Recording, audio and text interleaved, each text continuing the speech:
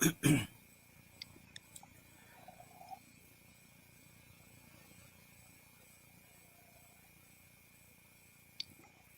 करता हूँ अल्लाह के बाबरकत नाम से जो बहुत मेहरबान नहायत रहम वाला है। आज शनिचर का दिन है, 29 अक्टूबर। शिकागो में दोपहर के 12 बजे हैं, वाशिंगटन डीसी में 1 बजे हैं, लंदन में शाम के 6, सऊदी अरब में रात के 8, मुत्तहदा अरब अमारात में 9, पाकिस्तान में 10, भारत में 10:30 और बांग्लादेश में रात के 11 बजे हैं। मैं हूँ एहतशाम अरशद निज़ामी और आप देख रहे हैं प्रोग्राम हम और आप।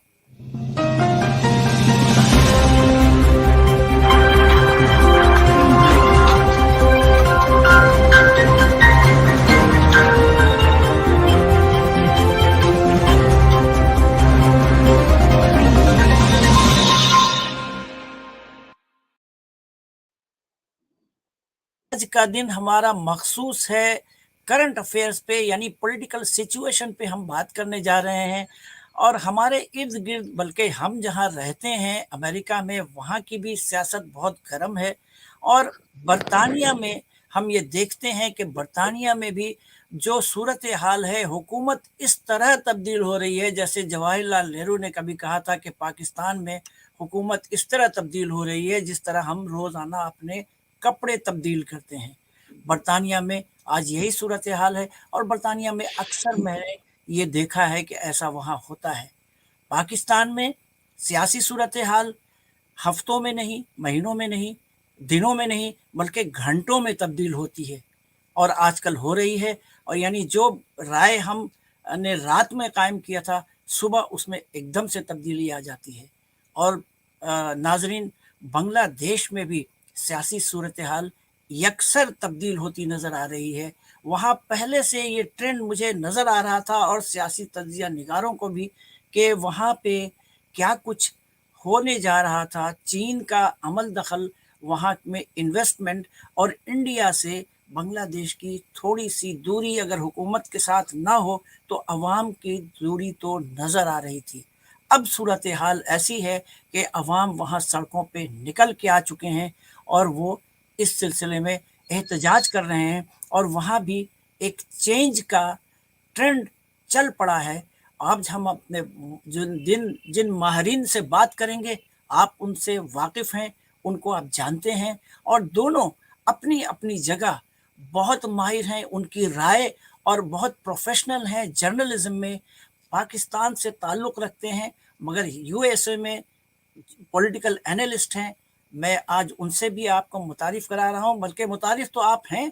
मैं उनसे आज पूछूंगा पाकिस्तान की सूरत हाल किधर जा रही है और उनका क्या प्रेडिक्शन है। ठीक इसी तरह से अब्दुर रहमान खान साहब एक बहुत सीनियर सीजन जर्नलिस्ट हैं बांग्लादेश में, वो भी आज हमारे साथ हैं। और आज नाजरीन, आप अपने सवालात भी कर सकते हैं सियासी सूरत हाल पे दोनों जगह की। तो हम चाहते हैं कि आप इससे इस्तिफ़ादा करें और हमारे जो मेहमान हैं वो भरपूर अपनी बातों का इज़हार करें। तो आइए हम आपको उनसे मिलवाते हैं। हमारे साथ आप स्क्रीन पे देख रहे हैं अब्दुर रहमान खान साहब, बांग्लादेश में बहुत सीनियर जर्नलिस्ट हैं। वालेकुम सलाम खान साहब, आपको प्रोग्राम में फिर एक बार बहुत अरसे के बाद आपको खुशामदीद।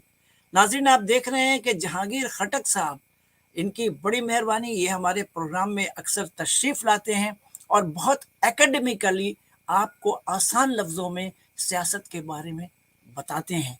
तो खटक साहब, आपको भी प्रोग्राम में खुश आमदीद।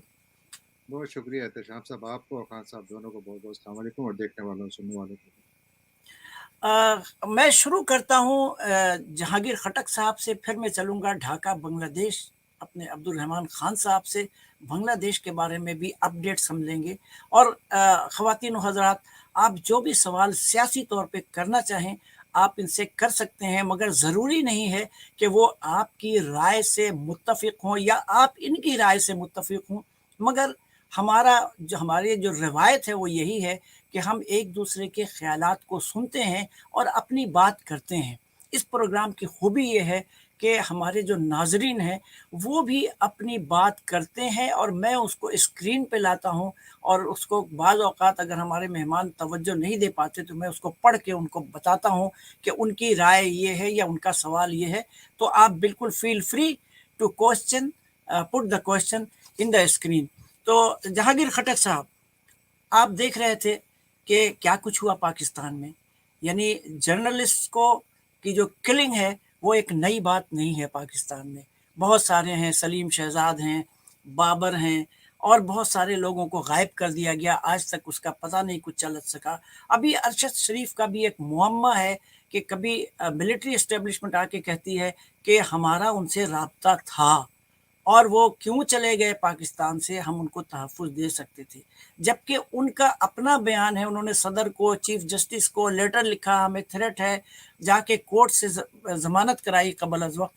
پھر دبئی گئے، اور دبئی سے بھی بعض پولیٹیشینز کا، ان کا دوست کا، جرنلسٹ کا ان سے تعلق، ان سے کانٹیکٹ بھی تھا، رابطہ بھی تھا. پھر وہ وہاں سے کینیا چلے گئے، اور وہاں سے ان کے قتل کی خبر آ گئی. تو آپ کیا کہیں گے اس سلسلے میں جہانگیر صاحب، کہ یہ جو ایسوسینیشن کا جو سلسلہ چل پڑا ہے پاکستان میں، وہ کیا ہے، اس کو آپ کس نظر سے دیکھ رہے ہیں؟ بہت شکریہ احتشام صاحب. سب سے پہلے تو ارشد شریف شہید کے جو قتل کی جتنی مذمت کی جائے کم ہے.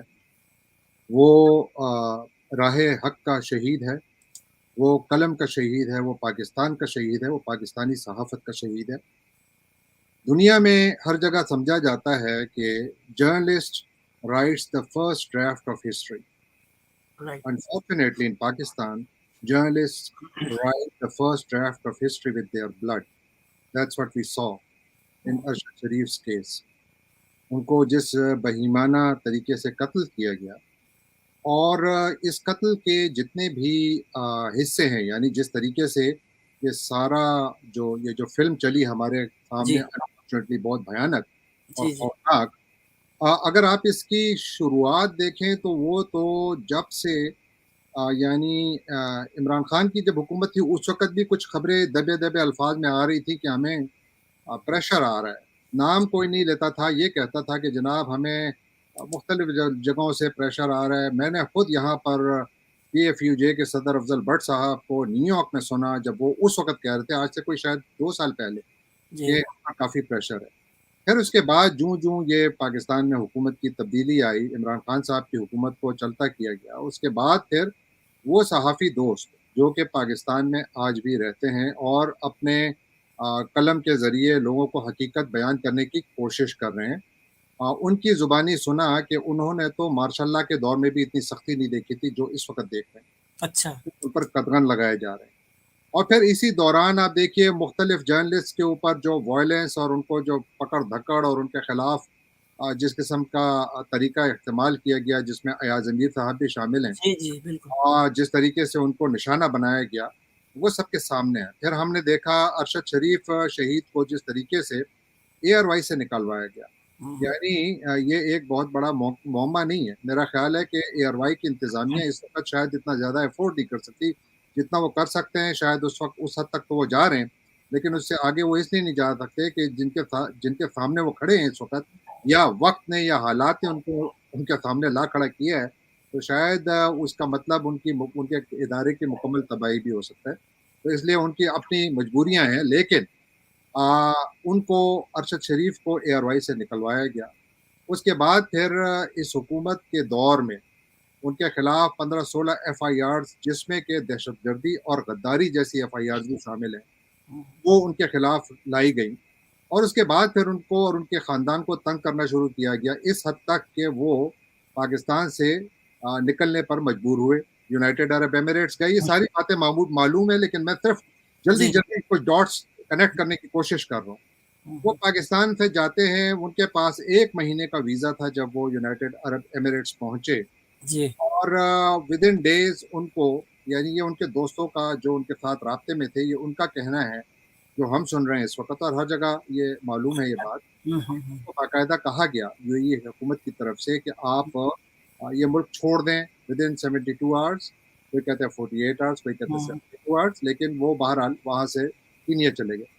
اب بڑے سوال ہیں, یہ معمہ ہے کہ جی ارشد شریف کو یہاں نوکری سے کس نے نکلوایا, ارشد شریف کے خلاف اتنے سارے مقدمے کیوں لائے گئے, ارشد شریف کو مختلف کیسز میں پہلے بھی پھنسایا گیا, اسلام آباد ہائی کورٹ نے ان کو کچھ ریلیف دیا, اس کے بعد پھر آپ دیکھیے کہ یو اے سے کس طرح نکلوایا گیا, اور پھر اس کے بعد چونکہ ان کے پاس اور ملک کا کوئی ویزا نہیں تھا, تو ابھی بھی یہ سمجھ سے بالاتر ہے کہ ان کو یہ مشورہ کس نے دیا تھا کہ آپ کینیا کا سفر کریں. کینیا میں جن احباب سے وہ ملے, کہا جاتا ہے کہ شاید یہ ان کے ڈائریکٹ دوست نہیں تھے, لیکن جاننے والے تھے, ابھی کس کی ریفرنس سے جاتے ہیں یا واقعی ان کے دوست تھے یہ معلوم نہیں ہے.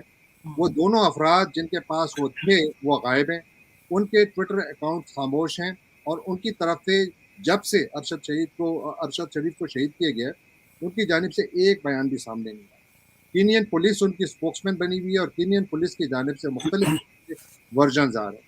اسی دوران پاکستان میں ہم نے دیکھا پاکستان میں بھی کچھ ڈرامائی کام ہوا, یعنی حکومت پاکستان سے جو پاکستان کے صحافتی ادارے ہیں, یعنی جو پاکستان فیڈریشن آف جرنلسٹ اور دوسرے ادارے اور انٹرنیشنل آرگنائزیشنز, انہوں نے کہا کہ جی آپ اس میں انویسٹیگیشن کریں, حکومت خاموش, کچھ جواب نہیں. بالکل پھر جواب آیا ایک انٹرسٹنگ کہ پہلے کیا یونائٹڈ نیشنز نے کنڈیم اور کہا انویسٹیگیشن کراؤ, پھر آیا امریکہ کی جانب سے کنڈیمنیشن اور کہا آپ انویسٹیگیشن کراؤ, اور پھر خبر آئی کہ جی ایچ کیو سے ایک خط گیا ہے, حکومت کو کہا گیا ہے کہ آپ اس کی انویسٹیگیشن کرائیں, اور with in hours investigation team کا اعلان بھی ہو گیا, اور وہ صاحب جو کہ جا رہے تھے ان میں ایک آئی ایس آئی کے بھی ریپرزینٹیٹیو جی ان کو ہٹا دیا گیا. اب سوال یہ ہے کہ اتنا انتظار کیوں کیا گیا, سوال یہ ہے کہ حکومت نے خود کیوں اتنے ورژنز پر فوراً کان دھرے, یا اس نے کیوں, اس کے پاس اتنا ایویڈنس تھا کہ اس نے ان پر یقین کرنا تھا, یا یہ کہتے کہ جناب it's too early we condemn it and we are investigating, طریقہ یہ بھی تھا.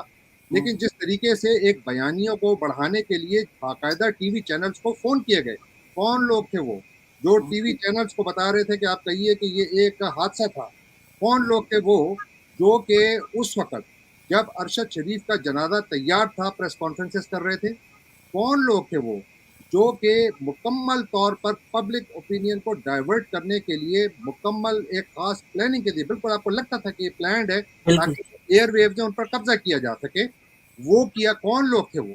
اور پھر یہ کہ جو ہمارے اس سے یعنی ارشد شریف کے جنازے سے پہلے جو ہمارے ایک باوردی اور ایک سوٹ میں ملبوس سرونگ جنرلز آئے, اور انہوں نے جو پریس کانفرنس کی اس پہ میں بعد میں بات کروں کہ اس میں بہت سارے سوالات ٹھیک ہے. بہت بڑا اور میں چلوں گا بنگلہ دیش, لیکن آپ کے لیے میں سوال چھوڑے جا رہا ہوں کہ جب عمران خان نے ابھی یہ کہا ہے کہ مجھے معلوم تھا کہ اس کو تھریٹس آ رہے ہیں اور ان کو قتل کر دیا جا سکتا ہے, تو میں نے اس پہ دباؤ ڈالا کہ وہ یہاں سے چلے جائیں, باہر چلے جائیں.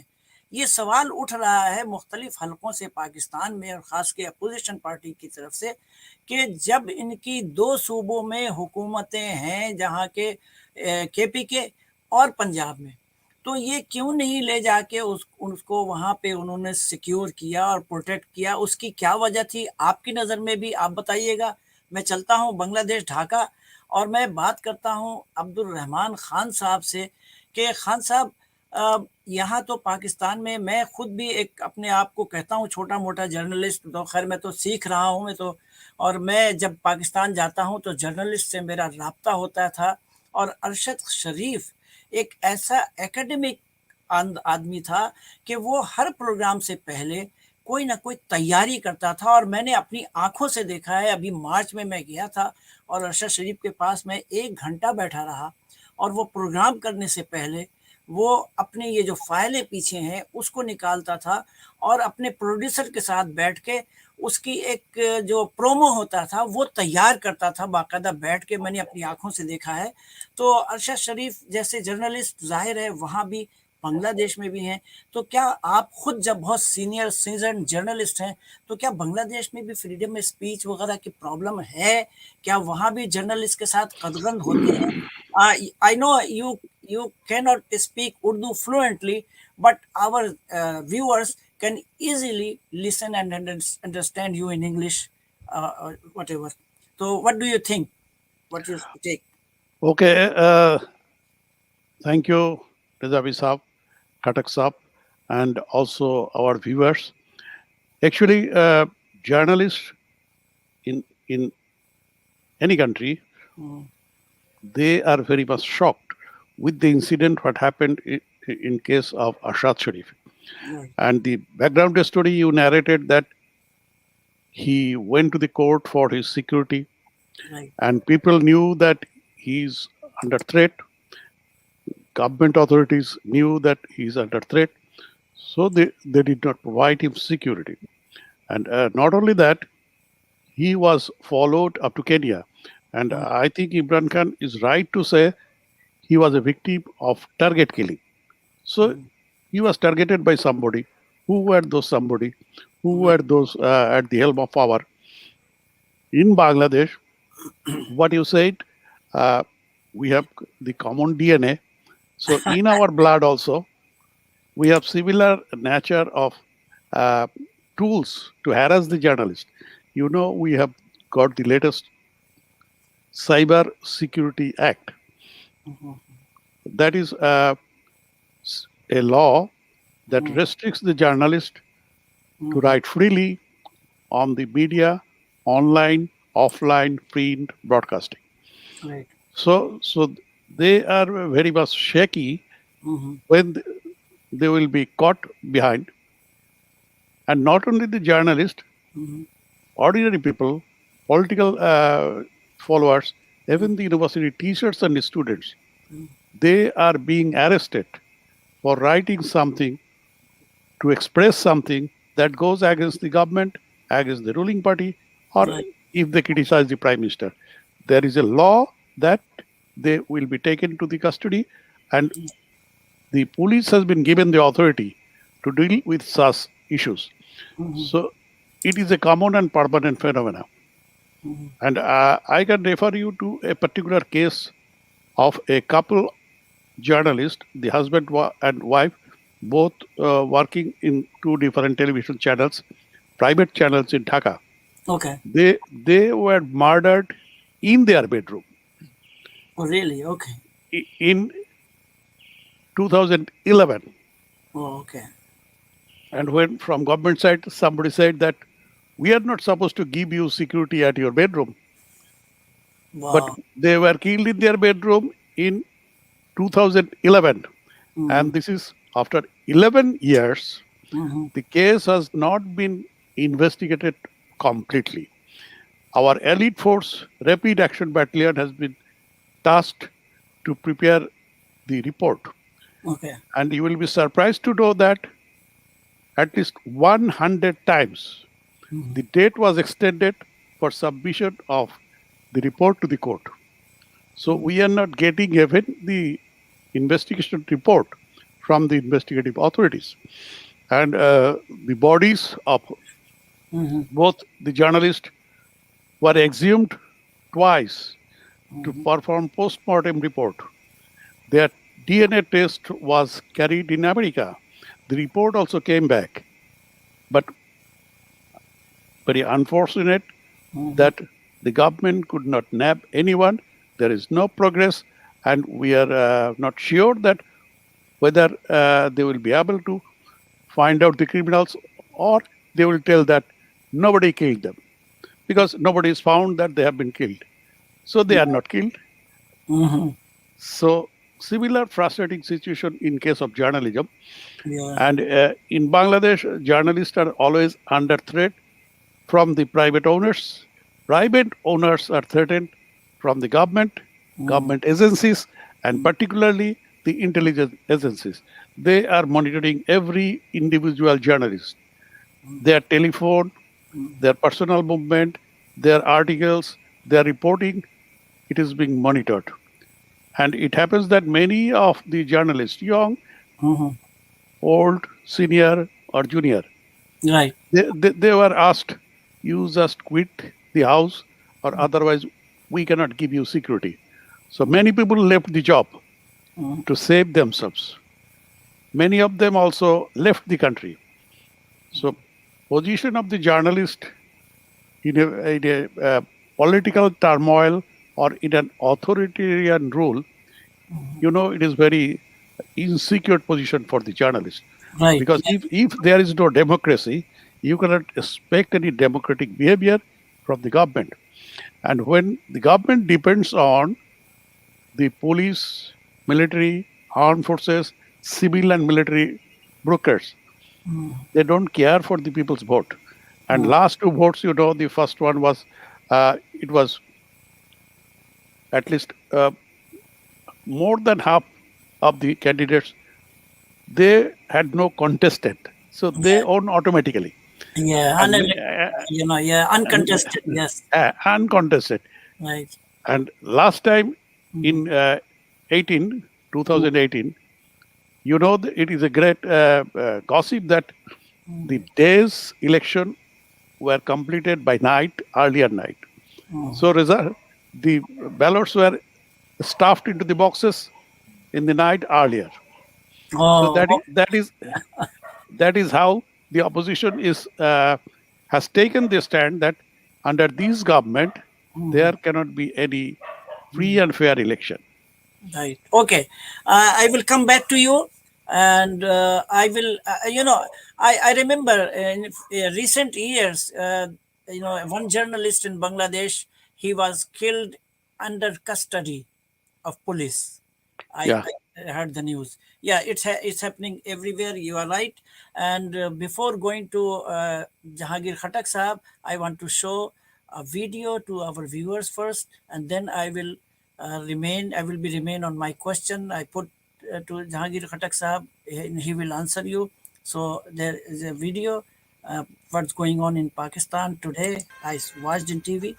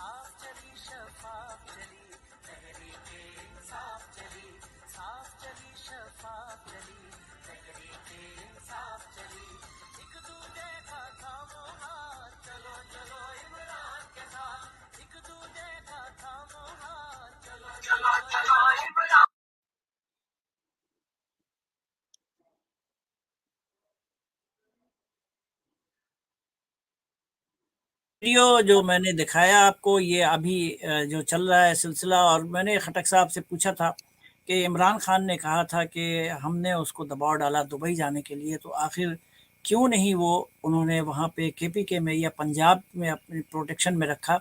उसका जवाब हमें एक उन्होंने भी दिया है, मुमकिन है आपके पास भी ये जवाब हो।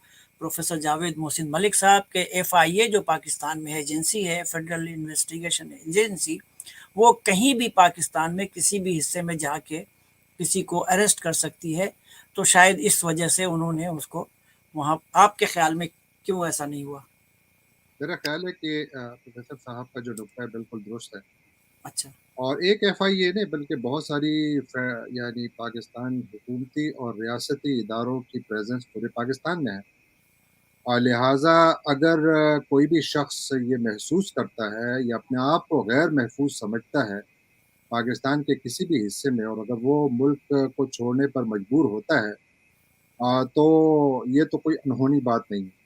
इमरान खान साहब ने खुद कहा है कि मैंने उसे कहा कि बिल्कुल छोड़ दो।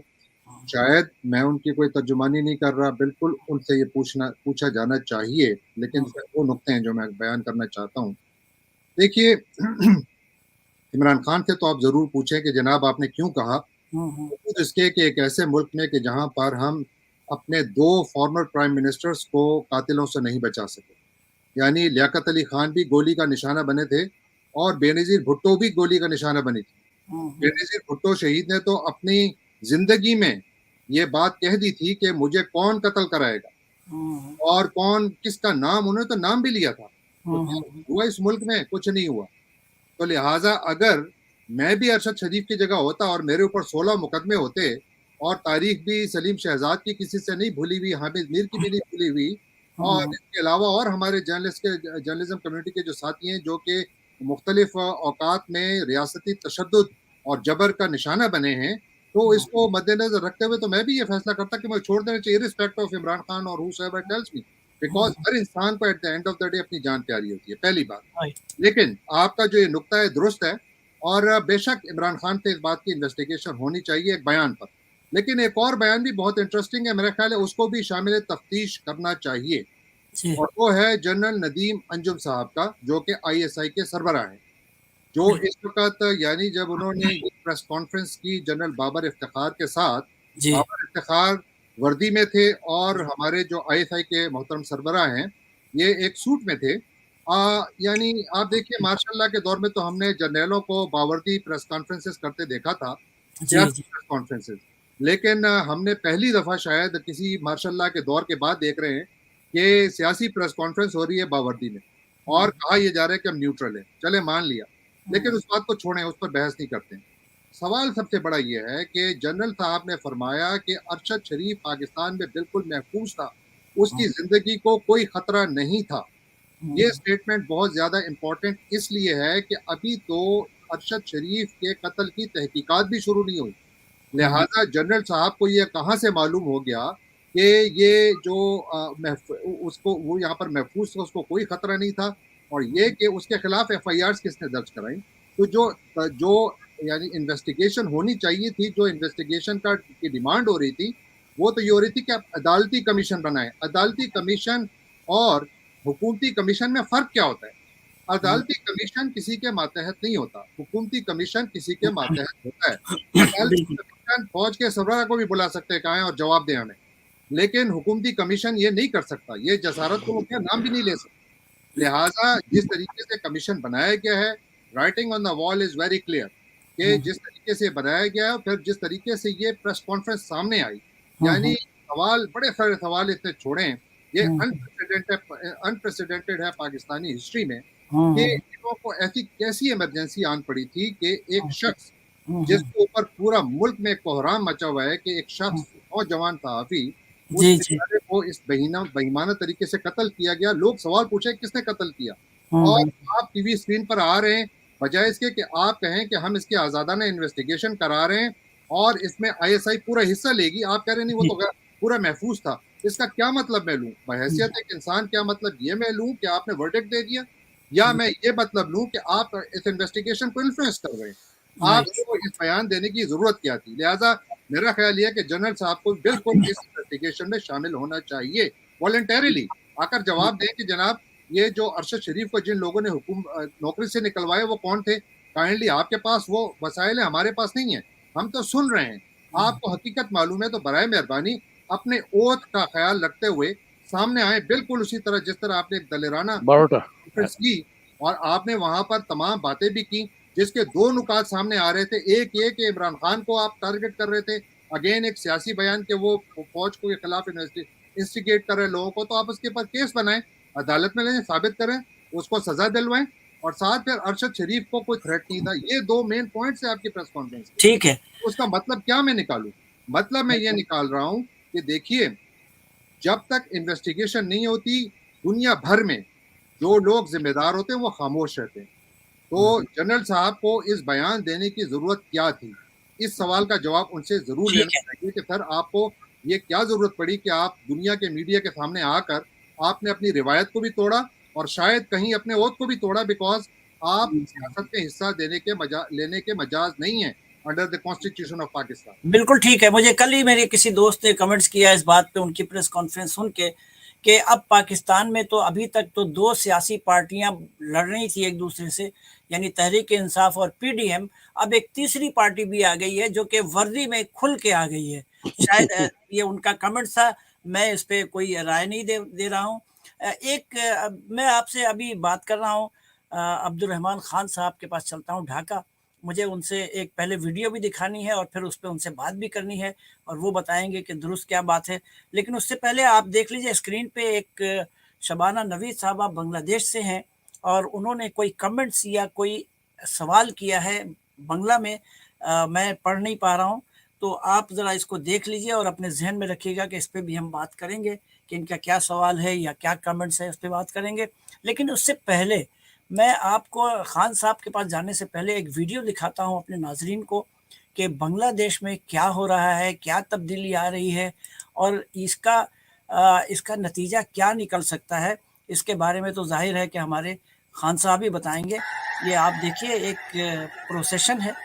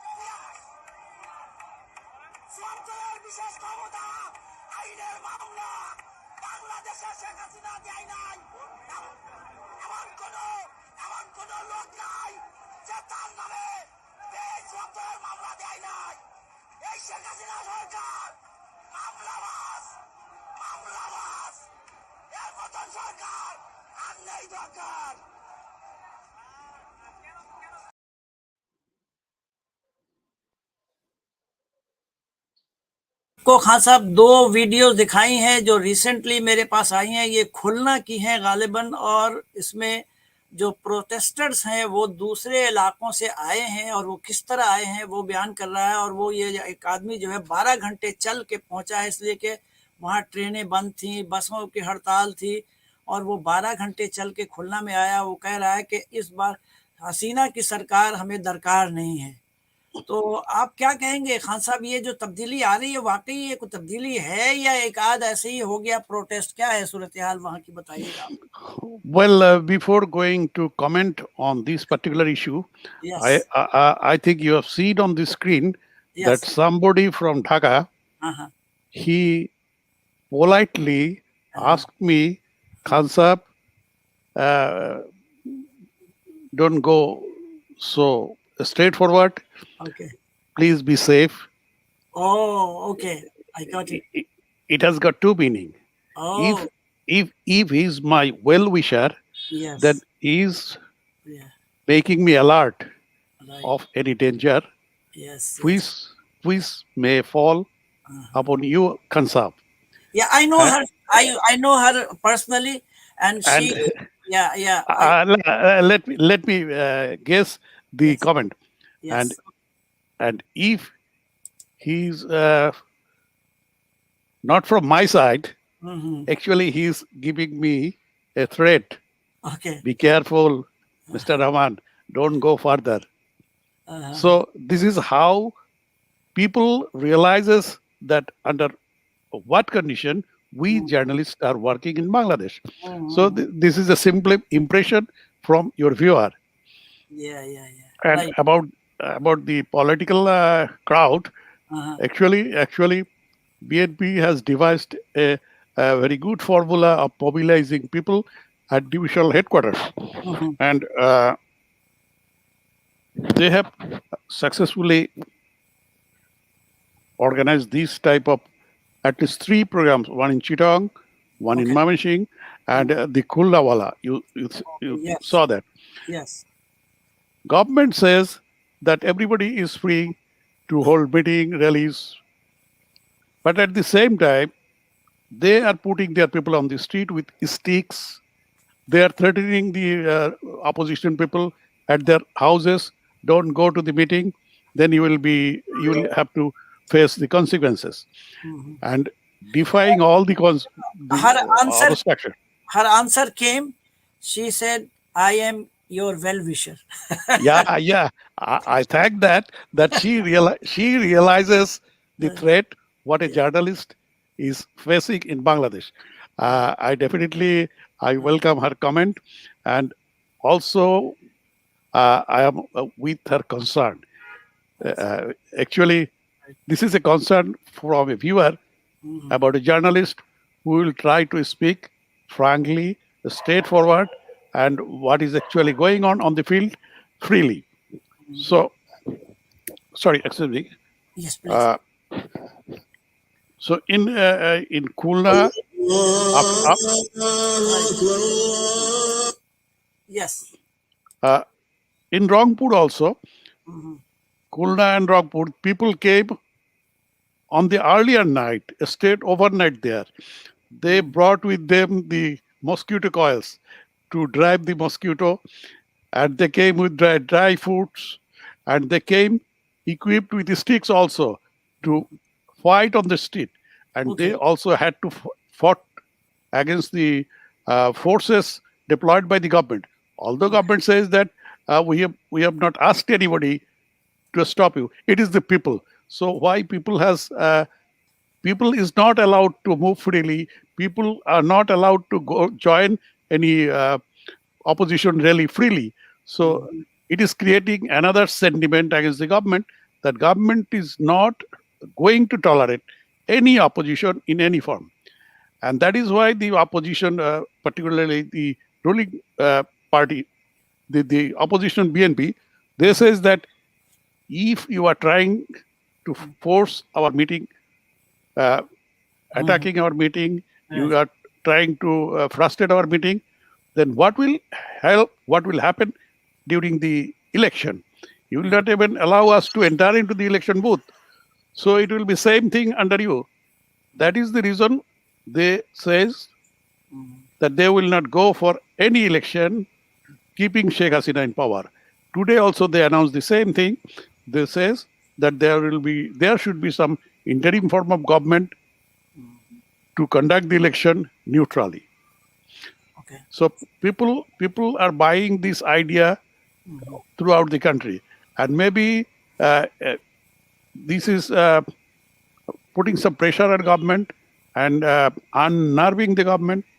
And the Home Minister today in a meeting says that BNP has already formed shadow cabinet. Maybe it is out of frustration, or maybe out of anxiety. Right. They're expressing this idea. So what happens there? Government is in pressure not from political front, economic front, food crisis, electricity crisis, gas crisis, and even the Prime Minister herself had asked the people that be prepared for a great famine next year. Really? She also asked the people, don't depend on imported oil or fuel. You please try to go in the traditional way of hurricane and oil burn lamps. So when Prime Minister says this, people understand that things are very grave and serious. And the energy advisor yesterday says that there is not sufficient fund in government hand to buy fuel, oil from outside. Gas, they cannot buy gas from outside. They have to got cash, sufficient cash for that. So economically, they are also in a very shattered position. And the IMF has put some pressure on Bangladesh to abide by certain rules. That includes a good governance, a democratic election, and a fair representation of political forces. That may also unnerve the government. But what I told you in a private discussion with you, Right. that India is always behind this Awami League government. And China will try to play its own game to keep Bangladesh away from India. So Bangladesh is facing a tug of war where they will go for. And definitely the world power US, they will try to confront China in this belt with the help of India or against Myanmar. I think Bangladesh has got some critical situation at this moment. Okay, I will come back to you with a few questions. I am leaving a few questions with you. That one of my viewers, he asked that there is a chance or no for good relationship between Pakistan and Bangladesh, and also I will ask you, how about Indian influence to protect Hasina's government? Is it going to work, or public sentiments are different? So I will come back to you. And before going to Jahangir Khattak साहब, मैं चाह रहा हूँ कि आपको एक अच्छा कलाम सुनवाऊं, जो कि may be you can understand the Urdu Kavita, because you guys watch the Hindi movie Yeah. and song. So ये बिल्कुल मुझे तो बर वक्त लगता है और आज के हालात के तहत लगता है, और पाकिस्तान और बांग्लादेश दोनों पे इम्प्लाई होता है। तो मैं इसको दिखा रहा हूँ, फिर जहांगीर खटक साहब से पाकिस्तान के बारे में पूछूंगा प्रेडिक्शन कि ये जो लॉन्ग मार्च है इसका रिजल्ट आपकी नज़र में क्या हो सकता है, और क्या इमरान खान कामयाब हो जाएंगे इलेक्शन के डेट अनाउंस के लिए, या कोई मुज़ाकरात हो सकते हैं, बैकडोर चैनल कुछ काम कर रहा है या नहीं, या एक बहुत ही दहशत, या क्या, मैं तो खुले लफ्ज़ों में कहूँगा, क्या फ़ौज को आप इक़्तिदार में देख रहे हैं, इसलिए कि जो हालात हो रहे हैं पाकिस्तान में सियासी तौर पर ऐसे ही होते हैं हालात, और फिर वो आ जाते हैं सबको हटाकर। तो पहले तो आप मुज़फ़्फ़र वारसी साहब का, बहुत मशहूर और मारूफ शायर पाकिस्तान के गुजरे हैं, नातें भी इनकी बहुत मशहूर हैं, मगर आज के हालात के तहत जो उन्होंने कहा था वो मैं आपको सुनवा रहा हूँ। हाथ आँखों पे रख लेने से खतरा नहीं जाता, दीवार से भूचाल को रोका नहीं जाता, दावों की तराजू में तो अजमत नहीं तुलती, सीते से तो किरदार को नापा नहीं जाता, फरमान से पेड़ों पे कभी फल नहीं लगते, तलवार से मौसम कोई बदला नहीं जाता, चोर अपने घरों में तो नहीं नक्ब लगाते, अपनी ही कमाई को तो लूटा नहीं जाता, औरों के ख्यालात की लेते हैं तलाशी, और अपने गरीबान में झांका नहीं जाता, फौलाद से फौलाद तो कट सकता है, लेकिन कानून से कानून को बदला नहीं जाता, जुल्मत को घटा कहने से बारिश नहीं होती, शोलों को हवाओं से तो ढांपा नहीं जाता, तूफान में होना हो तो कुछ सब्र भी आ जाए, साहिल पे खड़े हो के तो डूबा नहीं जाता, दरिया के किनारे तो पहुंच जाते हैं प्यासे, प्यासों के घरों तक कोई दरिया नहीं जाता, अल्लाह जिसे चाहे उसे मिलती है मुज़फ़्फ़र, इज्जत को दुकानों से खरीदा नहीं।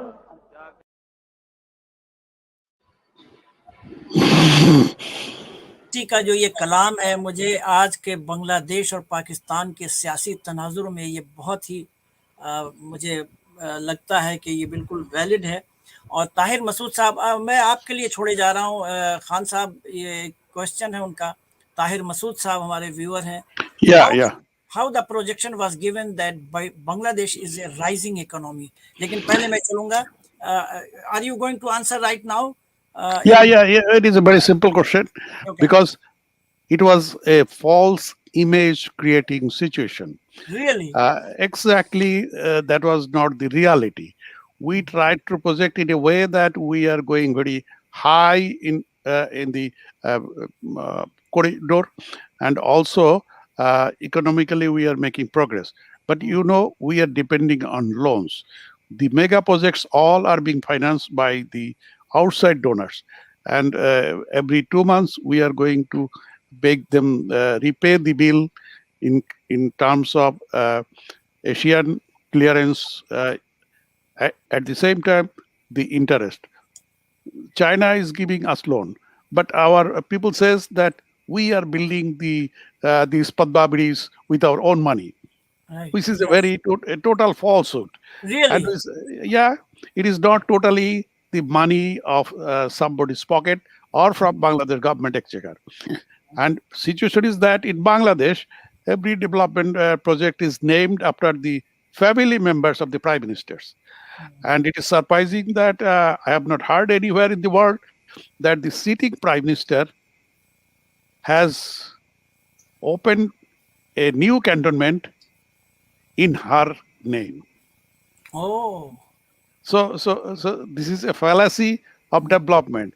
This is something you can say that it's a bubble or balloon. You see it very colorful at this moment, but when the gas is out, you see there is nothing.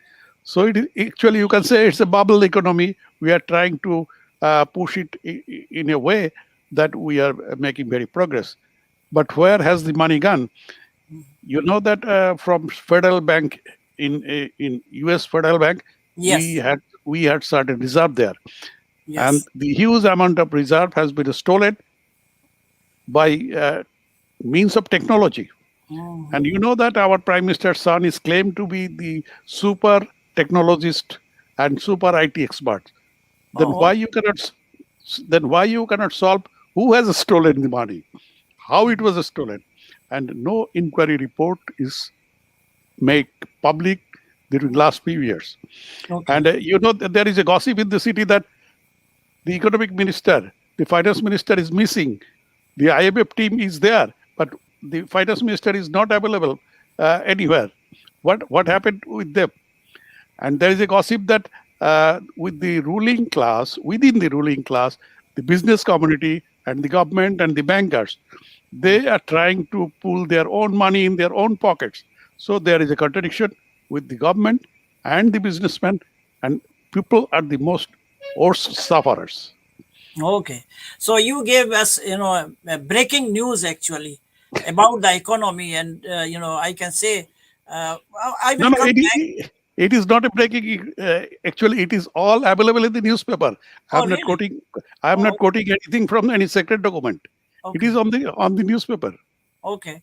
So I will come back to you and I will ask you what is the future of India and Bangladesh relationship in a connection of the coming election. What do you see in Bangladesh? And now मैं अब चलूँगा जहांगीर खटक साहब के पास पाकिस्तान में। और जहांगीर खटक साहब, आपसे मेरा वही सवाल था कि आप क्या देखते हैं कि ये जो लॉन्ग मार्च हो रहा है, इसके बारे में क्या प्रिडिक्शन आप करेंगे? और अब जो एक क्यास वहाँ पे हो चुका है, यानी मिलिट्री भी खुल के सामने आ रही है और वहाँ पे पीडीएम और है, वहाँ अपनी पे पीडीएम है अपनी वो रोक के रखना चाहती है अपनी हुकूमत को। तो इस बारे में आप क्या कहेंगे कि ये क्या होने जा रहा है? क्या फौज का रास्ता ये खुलने वाला है और फौज फिर पहले की तरह से حکمراں بن کے آئے گی؟ کیا کہتے ہیں آپ؟ احتشام صاحب، اس سے پہلے کہ میں آپ کے سوال کا جواب دوں، میں خان صاحب کے لیے ایک چھوٹا سا نقطہ میں بھی ڈالنا چاہتا ہوں ٹھیک ہے. جی ہاں جی جی کہ جو جب آپ ویسے گوگل کریں بنگلہ دیش کے فارن ایکسچینج ریزرو، تو they are about $32.9 billion as of now, end of September basically. تو اگر ایک ملک کے پاس اتنے سارے ریزروز ہیں تو اس کے پاس بیلنس آف پیمنٹس کا اتنا بڑا پرابلم کیوں آ رہا ہے؟ کیا انہوں نے فگرز فج کیے تھے جس طرح کہ پاکستان میں ایک زمانے میں دیکھا گیا تھا؟ اور اس وقت بھی ہمارے فائنانس منسٹر وہی صاحب ہیں جو آج کل جن پر کہ آئی ایم ایف اور دوسرے انٹرنیشنل انسٹیٹیوشن نے یہ الزام لگایا تھا کہ انہوں نے فگرز فج کیے، غلط حقائق بیان کیے. تو یہ ان کے لیے چھوڑتا ہوں کہ اس پہ بھی تھوڑا کامنٹ کر دیں. جو لانگ مارچ کے حوالے سے بات کرنے سے پہلے میں تھوڑا سا ذرا پاکستانی میڈیا کے بارے میں بات ضرور، کیونکہ اس وقت جو پاکستان میں جو انفولڈنگ پولیٹیکل کرائسس ہے، اس میں جس طریقے سے میڈیا کو روندا جا رہا ہے، میرا خیال ہے اس پر بات کرنا بہت ضروری ہے. میں Pakistan federal union of journalist کا فیڈرل ایگزیکٹو کونسل کا ممبر رہا ہوں 2 term. Khyber union of journalist جو کہ نارتھ ویسٹ پاکستان کی سب سے بڑی یونین ہے جرنلسٹ کی، اس کا پریزیڈنٹ رہا ہوں. آپ فرنٹیئر کے ایڈیٹر بھی رہے ہیں؟ فرنٹیئر پوسٹ پریس کلب کا صدر بھی رہا ہوں. تو ان آل دوز کیپیسٹیز میں جو جرنلسٹ موومنٹ ہے یا جو پریس فریڈم ہے، میں رپورٹر سینس فرنٹیئرز جو کہ فرنچ ادارہ ہے، میں ان کا پاکستان میں کورسپونڈنٹ بھی تھا جب تک کہ میں امریکہ موو نہیں ہوا تھا. تو لہٰذا میری نہ صرف یہ کہ پاکستان میں جو آزادی صحافت ہے یہ میری بہت امپورٹنٹ ہے، بڑا میرا ٹچی سبجیکٹ ہے، میں بات کرنا چاہوں گا. تو اور یہ کرائسس سے ملی بھی ہے، پھر میں آپ کو لانگ مارچ پر بات کرتا ہوں. دیکھیے، سب سے پہلی بات تو یہ کہ میڈیا کو جس طرح میں نے آپ کو کہا کہ روندا جا رہا ہے، بڑے بے دردی سے روندا جا رہا ہے. اور کون قوتیں ہیں؟ یہی تو سب سے بڑا سوال ہے کہ سب کو معلوم بھی ہے اور وہ پھر بھی نامعلوم ہے. سب کو معلوم بھی ہے کہ کون کالیں کر رہا ہے، کون جو ہے وہ نامعلوم بن کر جو ہے معلوم لوگوں کو جو ہے وہ پریشر میں لا رہا ہے اور ان سے لوگوں کو نوکریوں سے نکلوا رہا ہے. آپ دیکھیے اس وقت بھی جو لانگ مارچ ہو رہی ہے اس کی اگر آپ ٹرانسمیشن دیکھیں، ایون بول نیوز کو بھی سنا ہے کہ اس پہ بھی تھوڑا ذرا اس کی اشیاء کو بھی روکا جا رہا ہے. تو اب وہ بھی ڈیلیڈ ٹرانسمیشن کر رہے ہیں، یعنی کہ براہ راست پر پابندی ہے. فیصل واڈا جو کہ عمران خان صاحب کے قریبی ساتھی رہے ہیں، انہوں نے حکومت سے نکال دیے، اپنی پارٹی سے نکال دیا، لیکن فیصل واڈا کی جو پریس کانفرنس تھی وہ براہ راست دکھائی گئی، پی ٹی وی پر بھی دکھائی گئی. اور ٹائمنگ دیکھیے، آپ ٹائمنگ دیکھیے. بالکل. تو میں کہہ رہا ہوں کہ یہ اب تمام کیا ہے، اس کا تعلق میڈیا سے. میڈیا کو جس طریقے سے دبایا جا رہا ہے، اٹ از انپریسیڈنٹڈ. پاکستان کے اندر گزشتہ 1 سال کے اندر جس طریقے سے میڈیا کی جو آزادی سلب کی جا رہی ہے، وہ میں نہیں کہہ رہا، یہ رپورٹر سینس فرنٹیئر جو میرا فارمر پیرنٹ انسٹیٹیوشن بھی ہے، وہ پریس فریڈم انڈیکس جاری کرتے ہیں. انہوں نے لاسٹ ایئر جب پریس فریڈم انڈیکس جاری کیا تھا، یعنی فار 2021، تو وہ 180 ممالک کا انہوں نے جائزہ لیا اور جو پیمانہ انہوں نے استعمال کیا آزادی صحافت کے لیے، اس میں پاکستان کا نمبر 145واں تھا. یعنی out of 180 countries Pakistan stood at 145th. اس سال یعنی 2022 میں، میرا خیال ہے مئی میں شاید یہ انڈیکس سامنے آیا، تو اس سال وہ انڈیکس کہاں پہنچا؟ Out of 180 countries Pakistan stands at 157th، یعنی مزید تنزلی. اچھا، پھر 2020 میں، یہ میں آپ کو پرانی نمبرز بتا رہا ہوں لیکن اس سے آپ کو اندازہ ہوگا کہ اتنے خوفناک حالات میں ہمارے دوست کام کر رہے ہیں وہاں پر، جن میں ایک زمانے میں بھی شامل تھا، کہ پاکستان ایک ادارہ ہے انٹرنیشنل فیڈریشن آف جرنلسٹ، انہوں نے 2 سال پہلے ایک رپورٹ جاری کی کہ جس میں انہوں نے freedom of press worldwide کا ایک جائزہ لیا کہ اس میں کتنے لوگوں نے گزشتہ 30 سالوں میں جان گنوائی ہے. یعنی انہوں نے جو پیمانہ رکھا 1990 سے 2020 تک، ان 30 سالوں میں دنیا بھر میں کہاں سب سے زیادہ صحافیوں نے اپنی جان گنوائی ان دی لائن آف ڈیوٹی. تو اس میں ٹوٹل جو نمبر آیا سامنے وہ تھا 2658. یعنی 30 سالوں میں 1990 اور 2020 کے درمیان 2658 جرنلسٹ نے اپنی جانیں گنوائیں.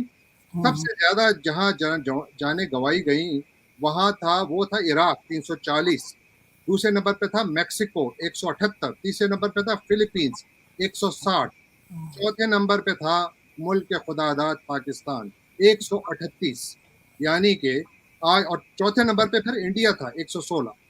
کہنے کا میرا مقصد یہ ہے کہ پاکستان کو آج بھی دنیا میں صحافت کے لیے سب سے خطرناک ملک قرار دیا جاتا ہے، اور ان حالات میں جب ہم یہ سنتے ہیں، یہ بھاشن سنتے ہیں کہ ارشد شریف کو تو پاکستان میں کوئی خطرہ ہی نہیں تھا، اور یہ ملک کا وہ شخص کہہ رہا ہے جو سب سے انفارمڈ ہونا چاہیے، اور وہ یہ شخص کہہ رہا ہے ٹی وی پر آ کر کہ جناب وہ تو اس کو تو کوئی تحفظ، کوئی مسئلہ نہیں تھا، تو یہ جو 138 2020 تک جنہوں نے جانیں گنوائی، اس کے بعد بھی ہمارے ساتھیوں نے جانیں گنوائی۔ ہمارے ایک اور ادارے نے لاسٹ ایئر ایک رپورٹ جاری کی تھی جس میں کہا گیا تھا کہ ایک سال میں پاکستان میں 2021 اور 22 کے درمیان 86 اٹیکس ہوئے تھے جرنلسٹ پر تھرو آؤٹ پاکستان، اور جس میں کہ سب سے زیادہ اٹیکس کہاں ہوئے تھے؟ اسلام آباد میں، دوسرے نمبر پر کہاں ہوئے تھے؟ سندھ میں۔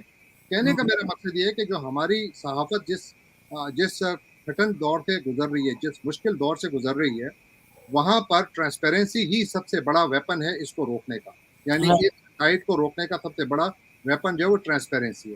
اب ٹرانسپیرنسی آئے گی کیسے؟ جب when there is a war on media and when there is a war of narratives. Of narrative, بالکل۔ دیکھیے سب کچھ ہو کیا رہا ہے، وہ یہی رہا ہے کہ نیریٹو کی جنگ ہے۔ اگر تو نیریٹو ایک خاص سوچ کے ساتھ مطابقت رکھتا ہے تو آپ اس کو سپیس دیتے ہیں، اگر تو وہ آپ کے ساتھ مطابقت نہیں رکھتا تو آپ اس کی سپیس کم کر دیتے ہیں، اس کا جینا دوبر کر دیتے ہیں، اور پھر اس کے بعد ممکنہ طور پر، یہ میں نہیں کہہ رہا لیکن دنیا بھر سے جو خبریں آ رہی ہیں وہ یہ ہیں کہ شاید کہیں پر کوئی ڈسگرنٹلڈ ایلیمنٹ یا پلانٹ، آئی ڈونٹ نو، کوئی بھی اس میں کہیں نہ کہیں شامل ہے، کسی نے تو یہ کیا ہوگا۔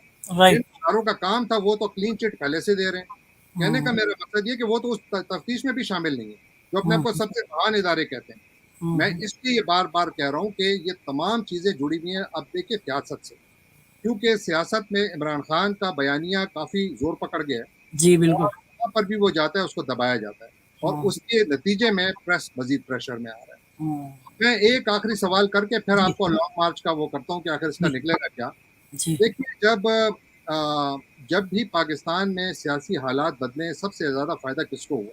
ہمیشہ کے لیے جو آپ کبھی جب کوئی چیز انالائز کرتے ہیں تو آپ اگر میرے کردار کو دیکھیں گے تو آپ کہیں گے دیکھیے جہانگیر کھٹک کی پوزیشن میں آیا، یہ تو فخر تھا، اس کے پاس تو 2 روپے نہیں تھے، لیکن 2 سال گزارے، آج ارب پتی ہو گیا، تو چیک تو کرو کہاں سے آیا، آپ چیک کرتے ہیں۔ اسی طرح جو آپ کے یہاں پر جو ادارے ہوتے ہیں یا قوتیں ہوتی ہیں، چاہے وہ سیاسی ہوں یا غیر سیاسی ہوں، کیا ان کو کوئی اس سے فائدہ پہنچا ہے؟ تو آپ دیکھیے جب ذوالفقار علی بھٹو کے خلاف DNA کی موومنٹ تھی جی، تو اس میں پاکستان میں بہت زیادہ افراتفری بھی تھی، وائلنس بھی تھا، سب کچھ چلا۔ سب سے زیادہ فائدہ کس کو ہوا اس میں؟ کون تھا؟ آپ کو نام یاد ہے اس کا؟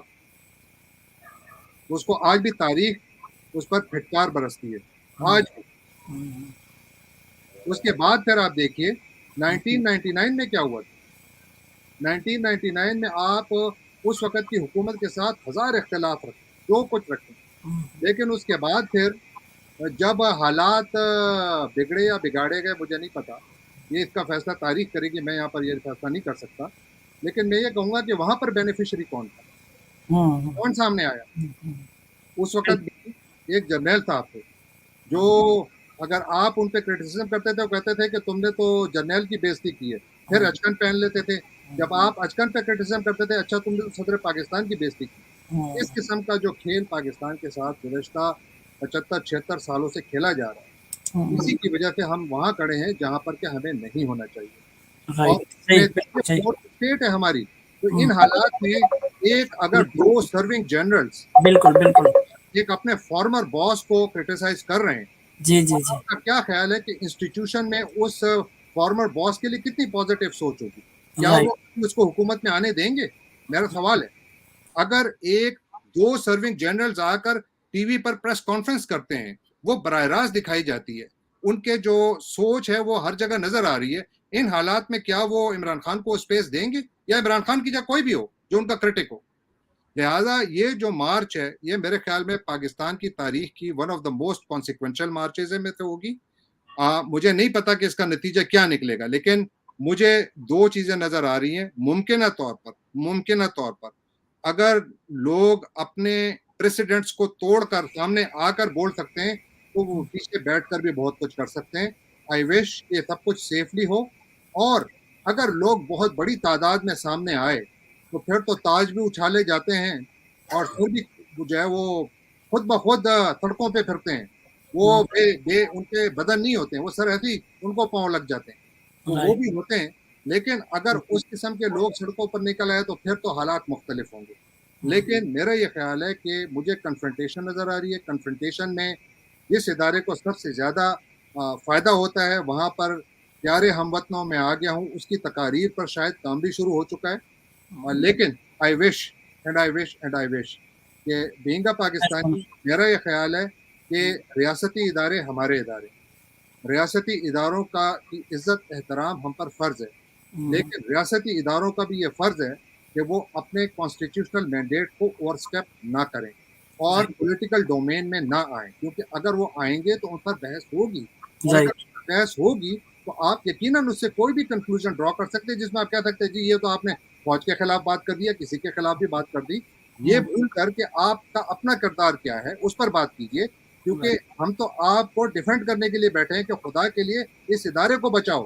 اگر اس ادارے کو بچانا ہے تو آپ کو اپنے ہی ادارے میں ایسی چینجز لانی ہوں گی کہ جس سے نظر آئے کہ واقعی ہم تبدیل ہو گئے. پاکستان تبدیل ہو رہا ہے، ان کو بھی بدلنا ہوگا، اور اگر ہوگا تو خون خرابہ نظر آ رہا ہے. اللہ خیر کرے. میں اس لانگ مارچ کے حوالے سے بہت محتاط ہوں گا، کیونکہ یہ بہت زیادہ نازک وقت ہے جس سے پاکستان سفر ہو جاتا ہے. جی بالکل خٹک صاحب، میں ابھی آپ کا دوبارہ آؤں گا. ایک سوال میرے پاس آپ کے لیے اور رہ گیا ہے. ایک تو یہ کہ یہ جو پریس کانفرنس ہوئی ہے فیصل وارڈا کی، وہ اس دن ہوئی ہے جس دن تدفین ہو رہی تھی ارشد شریف کی، اور دوسری پریس کانفرنس کل آئی ہے جو کہ D G I S P R اور D G I S I دونوں نے بیٹھ کے کی ہے. یہ ٹائمنگز کیا ہیں؟ اور پھر میں آپ سے سوال چھوڑے جا رہا ہوں کہ جتنے جلسے ہو رہے ہیں، جتنی ریلیز ہو رہی ہیں، جتنی پریس کانفرنسز ہو رہی ہیں، چاہے گورنمنٹ سائڈ سے اپوزیشن سائڈ سے، کوئی اپنا پروگرام نہیں دے رہا ہے کہ الیکشن کے بعد ہم اگر آ گئے تو ہم کیا کریں گے. یا یہ جو آئے ہیں بیٹھے ہیں یہ نہیں پروگرام دے رہے کہ انہوں نے اب تک آ کے کیا کیا ہے، اکنامکلی اور پولیٹیکلی کیا اسٹیپ لیا ہے، سوائے دو خواتین بیٹھ کے عمران خان کے بارے میں کیسے کیسے جملے استعمال کرتی ہیں، اور پھر عمران خان ان دونوں بھائیوں کے بارے میں اور زرداری کے بارے میں جو لینگویج استعمال کر رہے ہیں. اس کے علاوہ کوئی پروگرام نظر نہیں آ رہا ہے. اس کی کیا وجہ ہے اور اس کا کیا انجام ہوگا؟ میں آپ کے پاس دوبارہ آؤں گا. میں چلتا ہوں ڈھاکہ خان صاحب سے پوچھتا ہوں کہ خان صاحب، انڈیا کا تو انفلوئنس پاکستان پہ، بنگلہ دیش پہ بہت زیادہ ہے، اور ابھی ہمارے ایک ویورز نے بھی لکھا تھا، شفیق اعظم نے لندن سے، کہ وہاں پہ را کنٹرول کرتی ہے بنگلہ دیش کو. کیا یہ درست بات ہے کہ را کرتی ہے بنگلہ دیش کو کنٹرول؟ اور پھر یہ آپ سے پوچھوں گا کہ آپ کو اب کیا نظر آ رہا ہے، عوام کا جو ہجوم امٹتا ہوا آ رہا ہے اس پہ پھر کیا انڈیا بچا سکے گا اس حکومت کو، یا کچھ اور نظر آ رہا ہے آپ کو؟ آپ بتائیے. Well, before going to comment on Bangladesh, I like to add some points on Pakistan issues. Yes, sure, please. Because what I am following the newspaper, Imran Khan is supposed to face the by-election tomorrow. He was earlier approached Yes. by the election commission that Right. Yes. he cannot contest. Yes. But he has said that yes, he can do it. Next, what Khattak Saab said, that there may be some violence, bloodshed. To my viewpoint, there may be some reconciliation with the elites in power, military, government, and Imran Khan. Because Imran Khan, in his press conference, has clearly said that if there is any discussion behind the scene, he will welcome it. And at the same time, army, including the ISI or the defense intelligence, they are knocking at the door that, well, we are present here. If you need our suggestion, we are available. Or it is a message that you both boys, shut up. or I will come to throw you all. So that is one thing what I foresee in Pakistan Okay. politics. Okay. In Bangladesh, the relation with India is so strong that the ruling party is enjoying absolute support from Indian authority. And about the control of Indian law, uh, you may not like to, I don't want to explain it like control, but definitely there is a great influence, and this is the highest, most support from India to keep this government in power. And in next election, definitely India will be in favor of army. So Bangladesh needs support of India officially, and they are doing anything with India. They are appealing, they are requesting them, or just you understand. No, no, it is a long-term relation they have built up after the 71 that they have owned the support of the ruling party. They said that it is our relation bonded by blood we have shared in 71. So Awamu League or the ruling party, they cannot simply avoid Indian support. Okay. Because without that, they will be nowhere in Bangladesh. Okay. So the China factor is there, till China factor is there. India cannot completely control Bangladesh because India has uh, not so big military and economic power to match with China. If they could have done it in the frontier, in their frontier. Right. Yes. So also, the US and India has got a strategic alliance Okay. over the years. And America, again and again, tried to pursue India to go on war with China. But Chinese have said that, well, if you like a war, then you decide what will be the war field. It will not be in China's border or within China. Definitely, it will be within India and Indian side. Right. So India is not going to have a war or conflict, long-term conflict. But India and Pakistan, they are playing the game in Kashmir because it is now almost a forgotten issue. But on the last 27th, there was the Kashmiris observed the Black Day Right. to mark Indian occupation in Kashmir. So the Indian Defense Minister said that they will, according to their parliamentary decision, they will take over the other part of Kashmir. They will liberate the other part, and they are asking Pakistan to leave that. So if conflict comes there, it could be between India and Pakistan, or China will try to engage India in other way, not going for a direct war. Okay. And Bangladesh will be simply a victim of the circumstances. And Bangladesh will have no choice actually to go against India or go against China. That Oh. is the uh, situation for Bangladesh. It is Right. very clear. I have mentioned that even the Burmese army are invading our border. They are shelling in our territory. They are violating our borderline. But Oh. Okay. Bangladesh says that we want peace, we want peace. So only wanting peace is not enough because in the field of war, you will have to fight against or surrender. And Okay. what Bangladesh do, it is the government they will have to decide. Okay. One more question from you, and quick answer, please. अगर अभी election होता है, election होने वाला है वहां बांग्लादेश में, अगर फ्री एंड फेयर इलेक्शन होता है, what you see, what will be the result? Actually, if there is a free and fair election, it will be like something what happened in 1954. You remember that Yes. Muslim League brought Pakistan, but in 54 they lost. They lost to the opposition. Yes. This time, it will be repeated here that the ruling party will miserably fail to come up. So public sentiments is different than what we see. Yeah.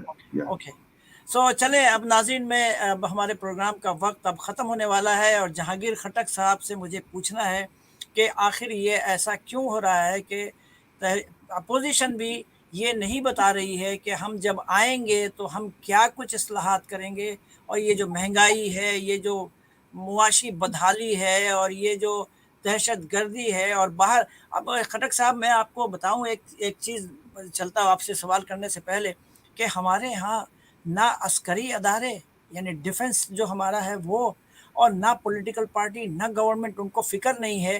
آپ کو شاید پتہ ہوگا شاید کہ parliament کے یہاں پہ ممبر ہے، کانگریس مین ہے رو کھنہ. ہی از انڈین اوریجن، بہت اچھا آدمی ہے، بیلنسڈ آدمی ہے. انہوں نے ایک امریکن کانگریس مین کے ساتھ مل کے ایک ریزولوشن ٹیبل کیا ہے کانگریس میں کہ 1971 میں جو ایسٹ پاکستان میں پاکستان آرمی نے جونیسائڈ کیا ہے ہندوؤں کا اور بنگالیوں کا، ان کو ریکوگنائز کیا جائے انٹرنیشنلی، اور امریکہ اس کو کنڈم کرے پاکستان کو. ان سب چیزوں کی طرف پاکستان کی بالکل نظر نہیں ہے، نہ وہ سیریس ہیں کہ کیا ہو رہا ہے دنیا میں ان کے خلاف اور کہاں جائے گا یہ معاملہ. اور اس سے پہلے خان صاحب کو ضرور پتا ہوگا کہ بنگلہ دیش گورنمنٹ نے یہ ایشو کیا ہے، سرکولیٹ کیا ہے لاسٹ کے 26 مارچ کو every day nationally genocide day منایا جائے گا بنگلہ دیش میں. جیسے 25 مارچ کو آزادی کا دن منایا جاتا ہے، اسی طرح سے یہ بھی ایک دن ان کا قومی دن ہوگا. اور پاکستان کو اس کی کوئی فکر نہیں ہے. وہ اسٹیبلشمنٹ کود رہی ہے پالیٹکس میں. یہ عمران خان اپنے وہ لانگ مارچ کر رہے ہیں، اور شہباز شریف اور زرداری اپنی حکومت بچانے کے چکر میں کہ 1 سال اور مل جائے.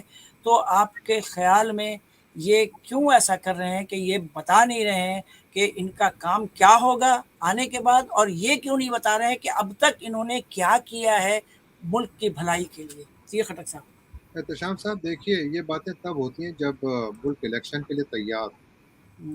اب سوال ہے کہ کیا ملک تیار ہے؟ میرا خیال ہے تیار ہے.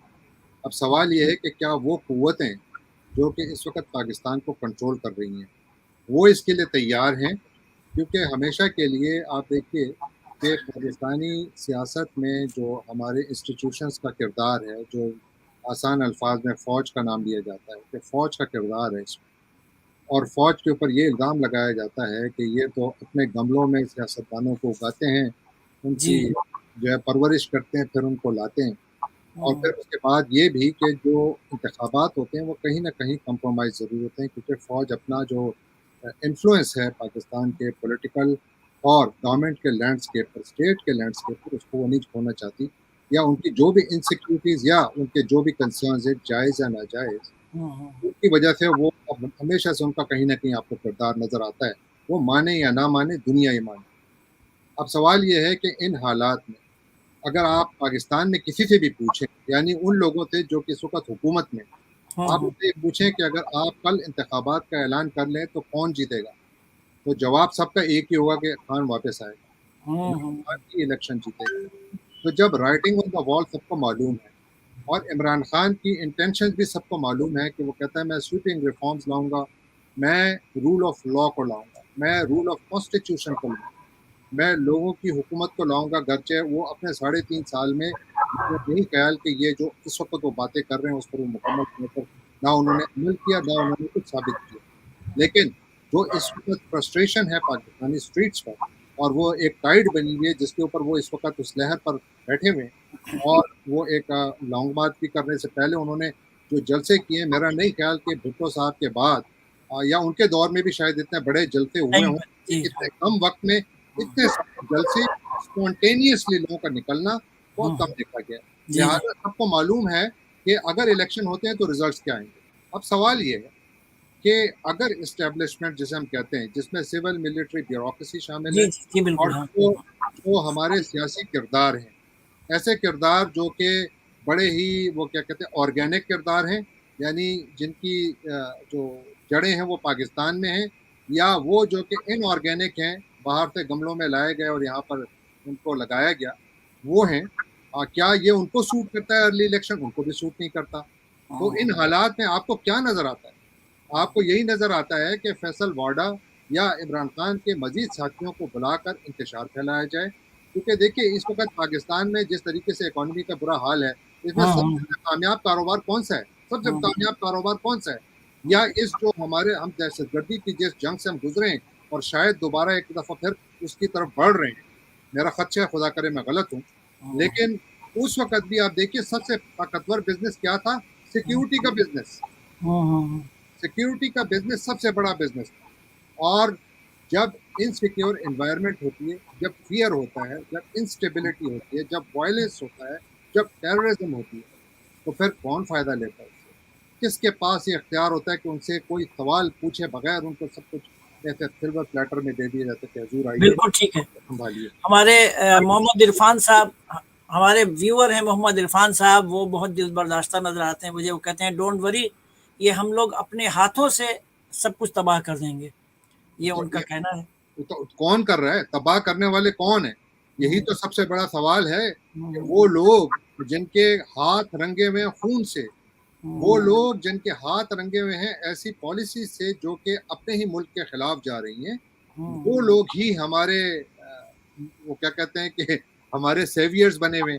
اور اس کی وجہ سے ہو کیا رہا ہے کہ ایک فرسٹریشن ہے جو بڑھ رہی ہے، اور ایک میرا خیال ہے کہ ایک فالس امیج بن رہا ہے کہ جس پہ یا نیریٹو کی کوشش کی جائے کہ ایسا نیریٹو بلڈ کیا جائے کہ جو تھوڑی بہت ساکھ بچی ہے اس کو جتنا کنزرو کیا جائے، اس کو پھر جتنا ہوتا ہے نا پولیٹیکل کیپٹل، جس طرح ہوتا ہے آپ جب بزنس کرتے ہیں تو آپ اپنا پیسہ لگاتے ہیں، سیاست میں آپ اپنا پولیٹیکل کیپٹل لگاتے ہیں، یعنی جو آپ کی سیاسی ساکھ ہے اس کو داؤ پہ لگاتے ہیں.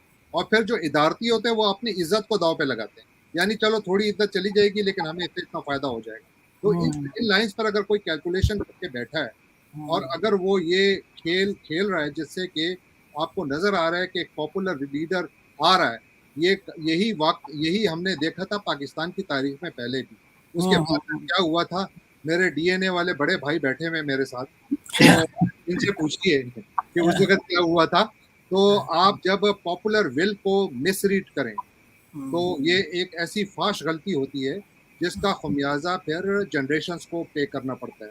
لہٰذا آئی وش کہ خان صاحب نے ایک پہلے بات کی اور میرا خیال ہے کہ اس بات میں سینس ہے کہ بات چیت کے ذریعے کچھ بات نکلے. میرا یہی خیال ہے کہ اس کا جو طریقہ ہے وہ یہ ہے کہ ٹھیک ہے عمران خان صاحب اپنی پولیٹیکل پاور دکھا رہے ہیں، وہ بار بار اسٹیبلش کر چکے ہیں، لیکن اسٹیبلشمنٹ اور ان کے ساتھ جو جڑے ہوئے سیاسی افراد ہیں شاید وہ اس کو مس ریڈ کر رہے ہیں. چاہیے یہ کہ وہ اس کو ریڈ کر کے بیٹھیں اور کوئی سیاسی طریقہ کار نکالیں. یہ کوئی دو ملکوں کے درمیان جنگ نہیں ہے، یہ ایک ہی لوگ ہیں جو کہ ایک ہی ملک کے باشندے ہیں. اختلاف رائے ہے، اس اختلاف رائے کو دشمنی میں نہیں بدلنا چاہیے. آپس میں بیٹھ کر اور اس میں ہمارے ادارے بھی بیٹھیں اور ہوش کے ناخن لیں. وہ اگر اپنا سیاسی جو اپنا کردار ہے اس کو ہٹا کر قومی کردار ادا کریں تو اس سے شاید اس مسئلے کا حل نکلے گا. بالکل. اگر وہ قومی کردار سیاسی کردار چکیں گے پھر مجھے کافی مشکل نظر آ رہا ہے. جی خٹک صاحب، جی خان صاحب آ رہا ہوں آپ کی طرف. ایک کمنٹس ہے چونکہ اردو میں ہے، پتہ نہیں آپ پڑھ سکیں کہ نہیں پڑھ سکیں. شہناز پروین جی پروفیسر شہناز پروین صاحبہ نے کہا ہے کہ عبدالرحمان خان صاحب آپ کے جو سسپیکشن ہے اور آپ کے جو انالیسس ہے وہ بہت درست ہے، بہت صحیح ہے. تو ہاں آپ کچھ کہنا چاہ رہے تھے، کہیے please. No, actually I was asking what she has written in Urdu because I cannot understand the full sentence. Yeah, I could understand. she said that your suspicion about Pakistan and Bangladesh future is very right and she agrees with it. Thank you, Madam Shahnaz. Yeah, she was professor in Dhaka. She was teaching Dhaka, and she was teaching in Pakistan also. So she is a professor and she was our guest also. So میں اسی کے ساتھ میں آج اپنے دونوں مہمانوں کا بہت مشکور ہوں اور اپنے تمام سننے اور دیکھنے والوں کا بھی مشکور ہوں کہ نہ صرف انہوں نے صرف دیکھا اور سنا بلکہ انہوں نے اس میں دلچسپی لی، پارٹیسپیٹ کیا اور اپنے ویوز دیے. خالد پرویز صاحب اور محمد عرفان صاحب، ممتاز خان صاحب، شفیق اعظم، یہ سب باہر ہیں اور ان لوگوں نے بھی بہت دلچسپی سے دیکھا اس پروگرام کو. میں اسی کے ساتھ اپنے تمام سننے والوں، دیکھنے والوں اور اپنے مہمانوں کا شکریہ ادا کرتا ہوں. اگر اب اگلا پروگرام ہمارا ادب، شعر و شاعری، کویتا پہ ہوگا اور اس کے بعد پھر ہم کرنٹ افیئرس پہ بات کریں گے. ممکن ہے ہم امریکہ کی پولیٹکس کو ڈسکس کریں اور یہاں پہ جو ہمارے ڈیموکریٹ اور ریپبلکن ہیں ان کو اس میں لے کے آئیں گے، اور امریکہ کی جو فورن پالیسی ہے ٹوورڈس پاکستان، انڈیا اینڈ بنگلہ دیش، اس میں ان کا کیا رول ہے، وہ کیا کرنے جا رہے ہیں اور آپ کیا دیکھ رہے ہیں، کیا فورسی کر رہے ہیں، اس پہ ہم بات کریں گے. تو ہمارے ساتھ ہمارے پروگرام میں آپ آئیے گا. ہمارے بہت سے ویورز ہمیں واٹس ایپ پہ کہہ رہے ہیں کہ آپ نے بنگلہ دیش میں کیمپ میں جو لوگ ہیں ان کا ذکر نہیں کیا. تو بھائی ہم ان کے لیے تو ہر ایک پروگرام ہی کرتے ہیں پورا، اور آج کا دن جو ہے وہ ہم نے بنگلہ دیش اور پاکستان کی کرنٹ پولیٹیکل سچویشن پہ بات کرنی تھی، اور ہم نے بات کی اور بہت ساری معلومات ہمیں ملی. کھٹک صاحب نے بھی جو اکیڈمیکلی بات کی اور جو آبویس باتیں ہیں اس کو ہمارے ویور نے سراہا، اور اسی طرح سے عبد الرحمان خان صاحب نے جو ہمیں نیوز دیا، جو اپڈیٹ کیا بنگلہ دیش کے بارے میں، جو عموماً پاکستان میں اور دوسری جگہوں پہ بلیک آؤٹ ہوتا ہے، نئی باہر آتی ہیں باتیں، وہ آج بتائی ہم نے. میں اسی کے ساتھ اجازت چاہوں گا آپ تمام لوگوں سے. خدا حافظ ناصر. خدا حافظ. خدا حافظ. السلام علیکم.